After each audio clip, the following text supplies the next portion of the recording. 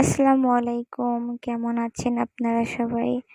আশা করি সবাই ভালো আছেন। আমি আলহামদুলিল্লাহ অনেক ভালো আছি। তো আজকে কুয়াকাটার থেকে বাসার উদ্দেশ্যে রওনা হয়েছি।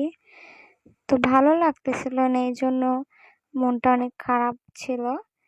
যার কারণে একটু মন খারাপের ভিডিওটা আপনাদের সাথে শেয়ার করছি। তো যাই হোক, মন খারাপ ছিল। আর মন খারাপটা ছিল কি জন্য? আম যেদিনকে বাসার থেকে কুয়াকাটার উদ্দেশ্যে রওনা হয়েছি, সেদিনকে সারারাত জার্নি করছি। সকালবেলা আবার ফ্রেশ হয়ে খাওয়া-দাওয়া করে ঘোরাঘুরি করছি। সন্ধ্যার সময় কেনাকাটা করছি, রাতে খাওয়া-দাওয়া করছি।